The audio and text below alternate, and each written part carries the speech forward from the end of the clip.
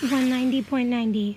When a court makes an order sealing a report of a grand jury pursuant to 190.85 sub 5, the prosecutor may, within 10 days after service of a copy of the order and report upon each public servant, appeal the sealing order to the appellate division. 160.40. After receiving a fingerprint report from DCJS, the police officer who has arrested a defendant must send 2 copies of the report to the court and 1 copy to the DA. 160.50. Upon being notified that a case has been sealed pursuant to 160.50, DCJS should return the fingerprints to defendant or his attorney or destroy the fingerprints at their option. A warrant of arrest may be addressed to 1. A parole officer, 2. A probation officer, 3. A police officer. If it said police officer appointed by a state university, that would be okay, but because it says peace officer, that's not true. The statute says police. 160.10. Following the arrest or arraignment upon a local criminal court accusatory instrument of a defendant whose court appearance has been secured by a summons or appearance ticket under circumstances described in 130.60 and 150.70, the arresting officer of agency must cause to be taken fingerprints of the person if the offense which is the subject of the arrest or which is charged in the accusatory instrument is any felony, a misdemeanor defined in the penal law, a misdemeanor defined outside the penal law, which would constitute a felony if the person had a prior judgment of conviction for a similar offense, or loitering for the purpose of prostitution, or DWAI. 160.60. Upon the termination of a criminal action in favor of a person as that term is defined in 160.50, the criminal action is deemed a nullity. An information, misdemeanor complaint, felony complaint, or supporting deposition may be verified one of these 5 ways. 1. Sworn to before the court in which it is filed. 2. Sworn to before a desk officer in charge or any of superior officers. 3. Before a notary public. 4. The form notice that false statements are a Class A misdemeanor. Or 5. Where such instrument is filed by any public servant after issuance and service of an appearance ticket, and where by express provision of law another designated public servant is authorized to administer the oath, it may be sworn to before such public servant. Okay, so this number 12, 160.50 was a terrible question. There's no such thing as a sealing order pursuant to 160.50. It's by operation of law. The court directs nothing. So I'm not even sure what it was asking for, but the clerk of the court has to immediately notify DCJS that the action was terminated in favor of the accused. 1.20 sub 24. Trial jurisdiction means that a court with criminal jurisdiction has authority to accept a plea, try, or otherwise finally dispose of such accusatory instrument. This is also a pain in the ass, this question. It says, following the filing with an LCC of an information, simplified information, prosecutor's information, or misdemeanor complaint, the defendant must be arraigned thereon. That's in 170.10. I'm going to compare that one to number 20, which says, unless an information, simplified information, or prosecutor's information is dismissed or the action is terminated or abated, the defendant must be required to enter a plea. So arraignment is different than the plea. For the arraignment, it's all 4 of those: the information, simplified information, prosecutor's information, or misdemeanor complaint. But if it's talking about requiring to enter a plea thereon, it's only those 3: the information, simplified information, and prosecutor's information. John is charged with several traffic infractions that he got after a car accident that involved a serious injury. He can't plead guilty until 30 days goes by or there's written consent of the DA. Motion to dismiss 170.40 may be made by people, defendant, or court's own motion, and if granted, court must set forth its reasons on the record. Unless an information, simplified information, or prosecutor's information is dismissed, the defendant has to enter a plea.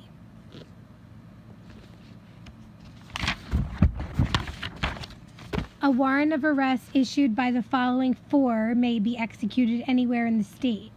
1. New York City Criminal Court. 2. Youth Part. 3. Superior Court Judge sitting as a local criminal court. 4. District Court. So again, if a warrant of arrest is issued by a district court, superior court judge, youth part, or New York City criminal court, it can be executed anywhere in the state. The reason that county court and Supreme Court are wrong is because unless they're the youth part, they do not issue a regular warrant of arrest. They issue superior court warrants of arrest. Okay, this is 160.55 sub 5 sub A. When a criminal action is terminated against a person by entry of a waiver of hearing pursuant to 1192 sub 10 or 49B navigation law, the record shall be sealed pursuant to 160.55 upon entry of the waiver. The court or the clerk shall immediately notify the Commissioner of DCJS and the heads of the police departments that a waiver has been entered, and the record shall be sealed when that person reaches the age of 21 or 3 years from the commission of the offense, whichever is the longer period of time. 170.35 sub 1. An information, simplified information, are defective when 1. Not sufficient on its face, 2.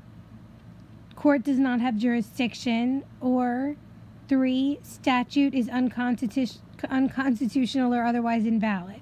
So the way the long list reads is defective when 1. It is not sufficient on the face, provided that such an instrument or count may not be dismissed, but instead must be amended, where the defect or irregularity is of a kind that may be cured by amendment, and where people move to so amend. Or 2, the allegations demonstrate the court does not have jurisdiction of the offense charged. Or 3, the statute defining the offense is unconstitutional or otherwise invalid. So I memorized this by 1, not sufficient, 2, no jurisdiction, 3, unconstitutional/invalid. 160.58 subdivision A. This is about the drug sealings. If a defendant makes an application to seal the records of certain misdemeanor convictions, the court may order sealing for no more than 3 eligible misdemeanor convictions. These are drugs or Mary Jane only. When an application for sealing is made, the court must notify the DA of each jurisdiction in which the defendant has been convicted of an offense with respect to the sealing, and the court has to let them know they're considering sealing the records. Both the DA and court shall be given a reasonable opportunity, not less than 30 days, in which to comment and submit materials to aid the court. Now, this is, I believe, no one's going to answer any of these requests, or comment, but the way that I'm going to remember this is that C is for comment, and C is the third letter in the alphabet. So you got 3 convictions, so 3 is equals C, 3 convictions, 30 days to comment, and that is how I'm going to remember it. Because it's different in the 160.59, but anyway. 170.10, we know that already. So the 160.59 one, that one is 45 days to object. So you have a 30 days to comment, because 3 equals C, and then 45 days in the 160.59 to object.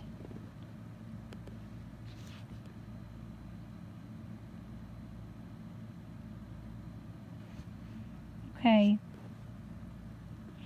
160.50, after a defendant's record has been sealed pursuant to 160.50, a law enforcement agency wants a record. They must make an application in the ex parte application in a superior court, or if the court that sealed the record was a district court, city court, or New York City criminal court in such court.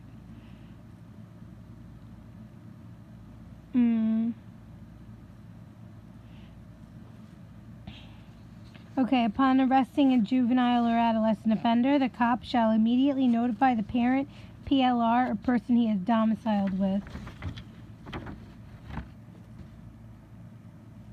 After arresting a defendant other than a juvenile offender for any offense pursuant to a warrant of arrest, the cops must, without unnecessary delay, perform all fingerprinting and preliminary police duties. Although no criminal action has been commenced, so nothing's been filed yet, the defendant may be compelled or required to appear in the youth part or LCC pursuant to an arrest without a warrant or an appearance ticket. Because after it's been filed, it's a summons or warrant of arrest. But before anything's filed, it's arrest without a warrant and appearance ticket. Okay, so then the real old sealing things, they got to give the DA 20 days notice if that's for the step before 16050 went into effect. 170.55, an adjournment in contemplation of dismissal is an adjournment of the action without date. You cannot get an ACD for a VTL except one related to parking, stopping, or standing if the offense was committed by the holder of a commercial driver's license or was committed by the holder of a commercial driver's permit or was committed in a commercial vehicle.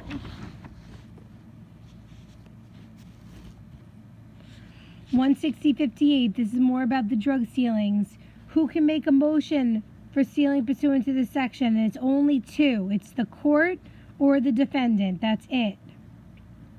And if now this question is about 16059.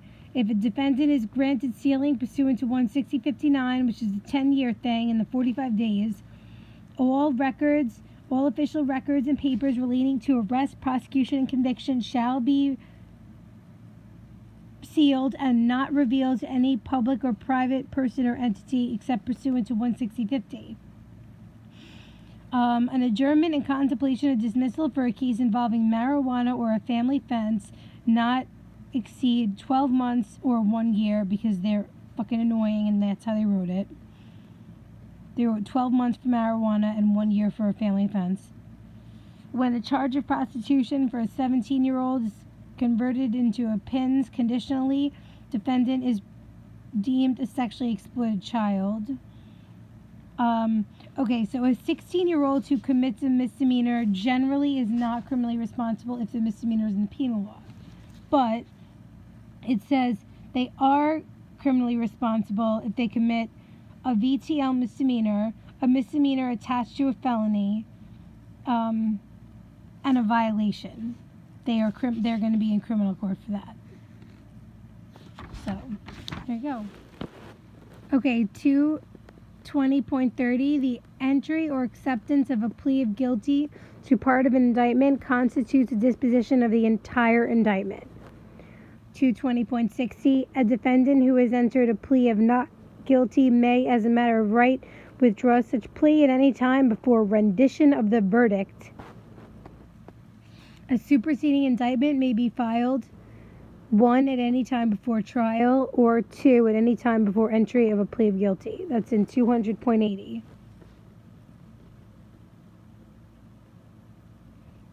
200.95, a request for a BOP is timely made if made within 30 days after arraignment and before trial starts.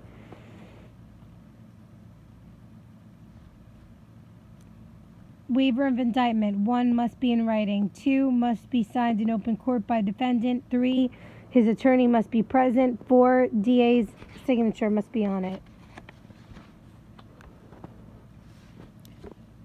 A defendant may waive indictment, 1, in the LCC in which the order holding defendant for action in grand jury was issued at the time the order was issued, or 2, in the appropriate superior court at any time prior to the filing of an indictment by the grand jury. At any time before imposition of sentence, the court in its discretion may permit a defendant who's pled guilty to the entire indictment or to part of the indictment or not responsible to withdraw the plea.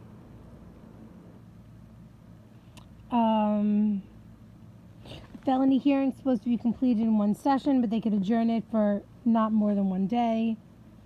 At a felony hearing, the defendant may be present as a matter of right.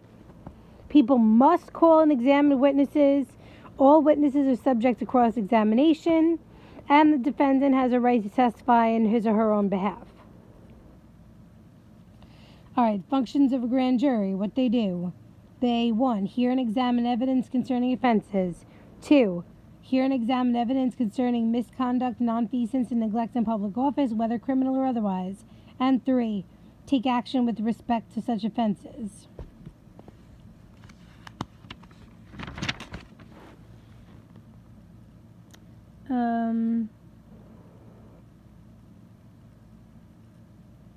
All right, the grand jury, they could do 5 things. This is in 190.60.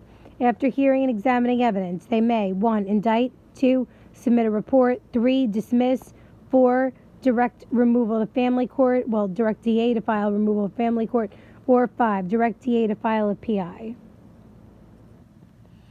190.90. When a court makes an order sealing a report of a grand jury pursuant to 190.85 sub 5, the prosecutor may, within 10 days after service of a copy of the order and report upon each public servant named in the report, appeal the sealing order to the appellate division.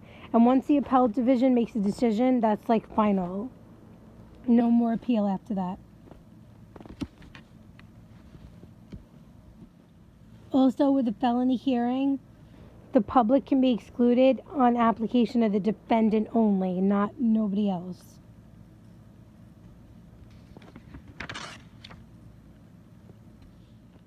.40, a witness in a grand jury proceeding must give any evidence legally requested of him, regardless of any protest on his part that it may tend to incriminate him. 220.60 sub 3, at any time before imposition of sentence, the court, in its discretion, may permit defendant to withdraw his guilty plea.